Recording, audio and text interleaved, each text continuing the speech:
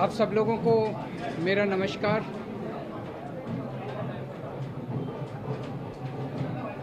आज supreme court का जो ऑर्डर आया है ये कई मायनों में बहुत ही ऐतिहासिक ऑर्डर है।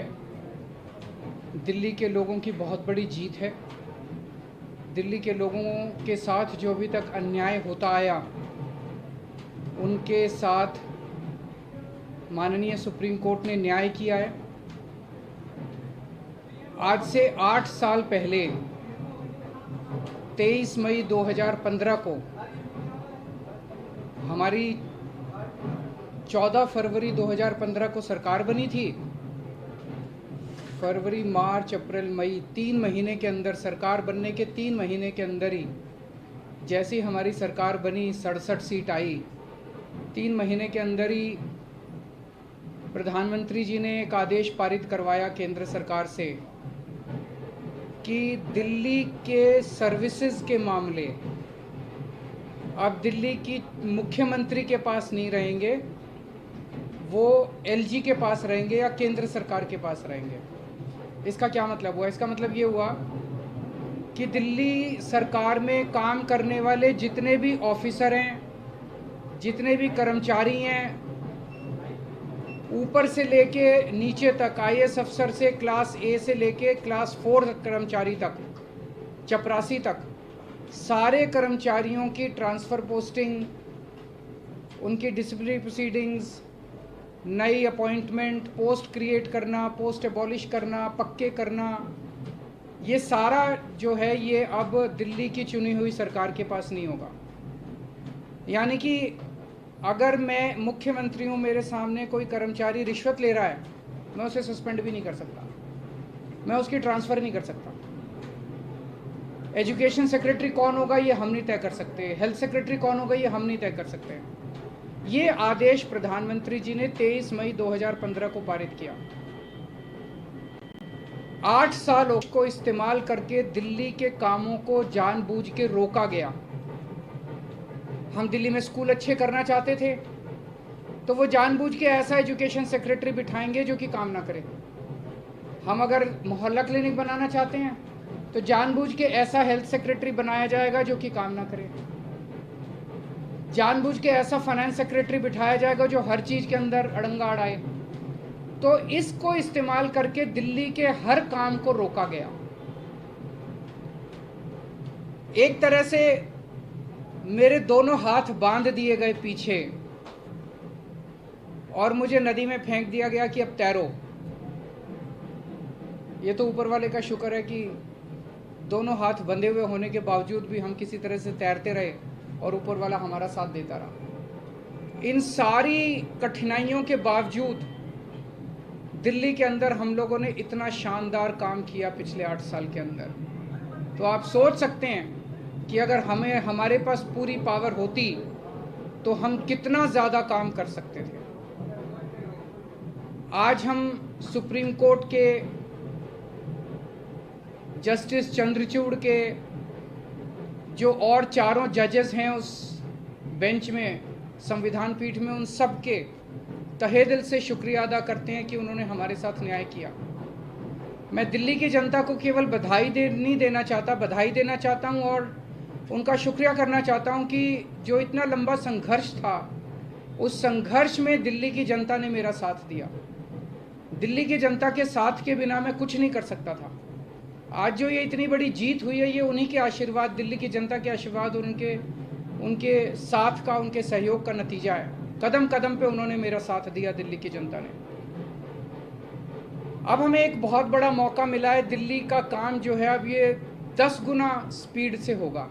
आज के आदेश के बाद बहुत बड़े बड़े काम होंगे अब दिल्ली के अंदर जो सोच भी नहीं सकते। सबसे इम्पोर्टेंट है हमें एक ऐसा प्रशासन देना है दिल्ली के लोगों को जो कि रेस्पॉन्सिव हो, जो कि जनता की ज़रूरतों के प्रति सिंपैथेटिक हो, कंपैशनेट हो। तो अगले कुछ दिनों के अंदर आप देखेंगे बहुत बड़ा प्रशासनिक फेरबदल होगा। कई सारे ऑफिसर्स को, कर्मचारियों को ट्रांसफ़र किया जाएगा इस आधार पे कि उन्होंने अभी तक कैसा काम किया। कुछ ऐसे ऑफिसर्स हैं, कुछ ऐसे कर्मचारी हैं जिन्होंने पिछले कुछ महीनों में, 1-1.5 साल में दिल्ली की जनता के काम रोके। कुछ ऐसे ऑफिसर्स हैं जिन्होंने दिल्ली में मोहल्ला क्लिनिक में दवाइयां बंद करा दी, अस्पतालों के अंदर दवाइयां बंद करा दी, जल बोर्ड की पेमेंट रोक के कई जगह पानी बंद करा दिया। ऐसे कर्मचारियों को, ऑफिसर्स को चिन्हित करके उनको अपने कर्मों का फल तो भुगतना पड़ेगा। लेकिन बहुत सारे ऐसे कर्मचारी और ऑफिसर्स हैं जो बहुत घुटन महसूस कर रहे थे, ईमानदार लोग हैं, काम करना चाहते हैं। उन सारे कर्मचारियों को, उन सारे ऑफिसर्स को मौका मिलेगा काम करने का। उन सबको जो डेडवुड है, जो करप्ट हैं, जो इनएफिशिएंट हैं, उनको अच्छी पोस्टों से हटा के साइड किया जाएगा, और जो अच्छे हैं, एफिशिएंट हैं, ईमानदार हैं, रिस्पॉन्सिव हैं, कंपैशनेट हैं, उन लोगों को, उन सारे अधिकारियों को और कर्मचारियों को मौका दिया जाएगा कि वो दिल्ली की जनता की सेवा कर सकें। सारे प्रशासनिक सिस्टम को भी दुरुस्त किया जाएगा। ये सारा सिस्टम भी सड़ा गला सिस्टम है।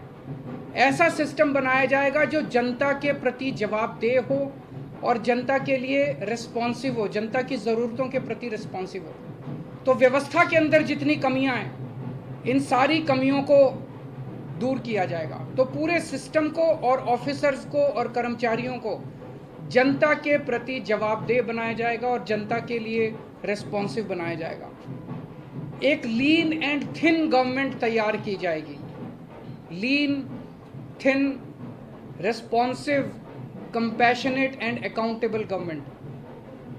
ये हम चाहते हैं। दिल्ली, जैसे दिल्ली ने पूरे देश को शिक्षा का मॉडल दिया, हेल्थ का मॉडल दिया, अब एक ऐसे गवर्नेंस का, एडमिनिस्ट्रेशन का मॉडल हम जनता के सामने रखेंगे, पूरे देश के सामने रखेंगे। मैं देखता हूं कि कई ऐसी पोस्ट्स हैं जिनकी जरूरत नहीं है। उनमें कोई भी कर्मचारी या अधिकारी बैठ के जनता की 4 अड़चनें ही लगाता है। अगर वो ना रहे तो ज़्यादा अच्छा रहेगा। तो ऐसी पोस्ट्स को चिन्हित करके या तो उन्हें खाली छोड़ा जाएगा या उन्हें अबॉलिश कर दिया जाएगा। जहाँ जहाँ ज़्यादा पोस्ट्स की ज़रूरत है वहाँ ज़्यादा पोस्ट्स क्रिएट की जाएंगी। जहाँ जहाँ लोगों को ज़रूरत है वहाँ ज़्यादा पोस्ट, जैसे अब इतने मोहल्ला क्लिनिक बना रहे हैं, तो जब डॉक्टर्स की ज़रूरत है, पैरामेडिक्स, वहाँ और क्रिएट किए जाएंगे। तो अभी तक हम लोगों ने स्कूल, अस्पताल में एक मॉडल दिया। अब पंजाब के अंदर हम एक अच्छे लॉ एंड ऑर्डर, कानून व्यवस्था लागू कर रहे हैं। उसी तरह से दिल्ली अब कुशल प्रशासन का एक मॉडल पूरे देश के सामने देगा। मैं एक बार फिर से दिल्ली की जनता का बहुत बहुत आभार व्यक्त करना चाहता हूं, जिन्होंने पूरे संघर्ष में हम लोगों का साथ दिया। अगर हैं जी, बिल्कुल होगी। सर्विसेज आने के बाद हम नई पोस्ट क्रिएट कर सकते हैं, पुरानी पोस्ट अबॉलिश कर सकते हैं, कुछ भी कर सकते हैं।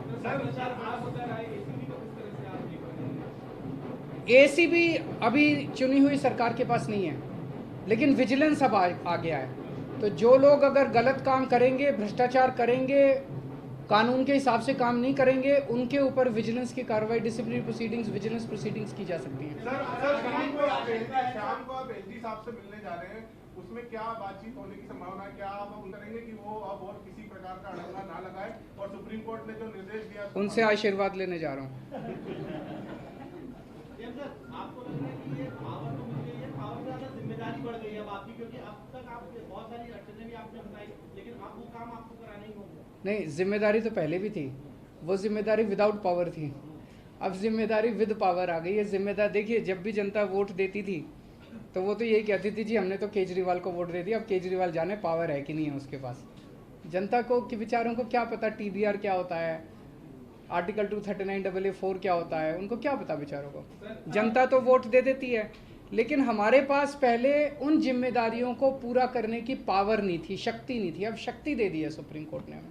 पहले जो आपके काम है, अगर आप याद दिलाना चाहें, कौन सी ऐसी फाइल है जो अटकी हुई है और कौन से ऐसे काम है जो आप करना चाहेंगे तुरंत? ऐसे बहुत सारे काम हैं जो पिछले कई सालों में अटके। पिछले 1 साल के अंदर तो आपने देखा कि किस तरह से पिछले साल लास्ट के महीने नवंबर तक आते आते मोहल्ला क्लिनिक के अंदर लैब टेस्ट्स बंद हो गए थे, दवाइयाँ बंद हो गई थी, जल बोर्ड जो है बजट, असेंबली ने बजट पास कर दिया, लेकिन कुछ ऑफिसर जो हैं वो बजट रिलीज़ नहीं कर रहे थे। हर डिपार्टमेंट का गला घोंट दिया गया था अफसरों को के ज़रिए, वो अब बंद हो जाएगा। अब जितने जो असेंबली के अंदर हम बजट प्रेजेंट करते हैं और जो जनता की बात रखते हैं, वो सारी चीज़ें अब हम कर पाएंगे। अधिकारियों की मीटिंग आपने बुलाई है, बड़े अधिकारियों, क्योंकि कहा जाता है कि एजी की यदि अब तक सीएस काम करते रहे तो क्या उन्हें मीटिंग के लिए आपने बुलाया? ज़रूर बुलाएंगे, अब आने वाले टाइम में मीटिंग्स होती रहेंगी। सर, अभी हाल के दिनों में बहुत सारे ऐसे फैसले एलजी ने लिए जो कि मतलब सरकार के अधिकारों का उल्लंघन करके खुद से लिए गए, क्या अब उन फैसलों को रिव्यू भी किया जाएगा? वो फैसले कई सारे गलत हैं, इनफैक्ट कई सारे तो सुप्रीम कोर्ट में पेंडिंग है। कल एल्डरमैन का केस आ रहा है सुप्रीम कोर्ट के अंदर, ट्यूसडे को डीआरसी के चेयरमैन की अपॉइंटमेंट का केस आ रहा है, फिनलैंड जो हमारे टीचर्स को नहीं जाने दिया उसका केस सुप्रीम कोर्ट के अंदर पेंडिंग है। जब मेंशन ही किया था हमने ये केसेस तीनों, तो सुप्रीम कोर्ट की टिप्पणी काफ़ी तल्ख थी कि ये कैसे एलजी साहब रोक सकते हैं। एल्डरमैन की अपॉइंटमेंट बिल्कुल गलत हुई है।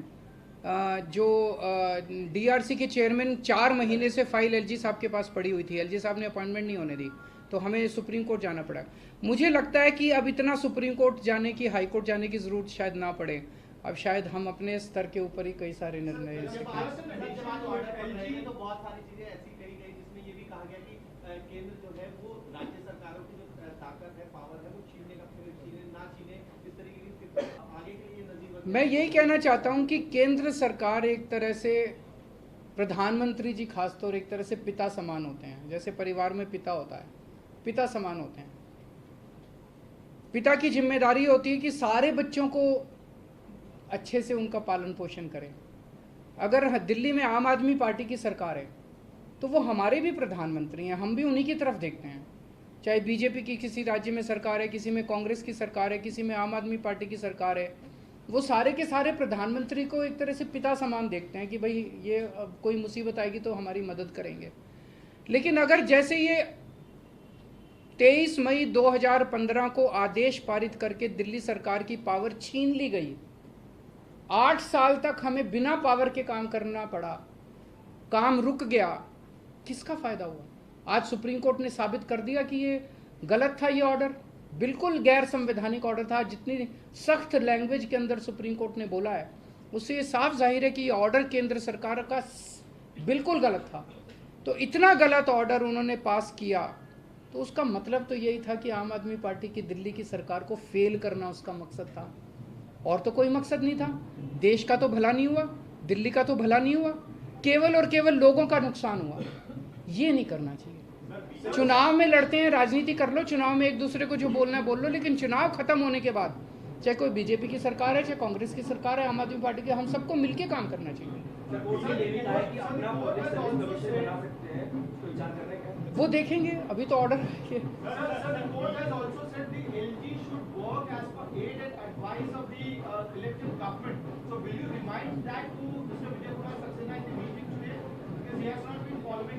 जब उनका आशीर्वाद लेने जा रहे हैं तो सारी चीज़ों पे आशीर्वाद है जी, मिलके काम करेंगे। बीजेपी के नेताओं को बयान ऐसा भी आ रहा है कि अभी संसद भी है, संसद में कानून भी बन सकता है, अगर लगेगा तो उसमें बदलाव कर देंगे, बड़ी बेंच के पास भी जाया जा सकता है। ये पहले भी कोर्ट में दलील दी थी उठाकर की तरफ से कि 9 बेंच के पास जाया जा सकता है इस मामले को लेकर। मेरे ख्याल से लार्जर बेंच नहीं, आज उन्होंने क्लियर कर दिया। 5 जज बेंच को अगर रेफर करना होता तो वो आज ही कर देते, तो लार्जर बेंच का ऑप्शन नहीं है।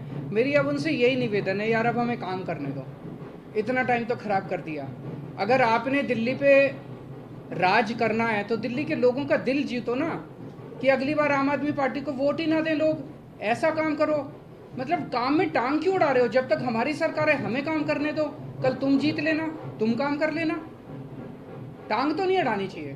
सर, महाराष्ट्र का जो फैसला आया है, बस की फाइल आपने पहले भेजी थी, कुछ दिन पहले कस्टमर की मीटर फाइल आप भेज चुके हैं, 2 फाइल लेटेस्ट आपने भेजी है, क्या आपका जवाब आ गया है या अभी आया नहीं? कानून के अंदर एलजी साहब के पास 7 दिन का टाइम होता है, तो वो भी मैं आज उनसे रिक्वेस्ट करूंगा कि 7 दिन में क्लियर करना चालू करें फाइलों। सर, महाराष्ट्र का जो फैसला आया है उसमें भी राज्यपाल की भूमिका को बहुत ही, मैंने उसको पूरा पढ़ा नहीं है, मैं अपना फैसला सुनने के बाद मैं थैंक यू सो मच।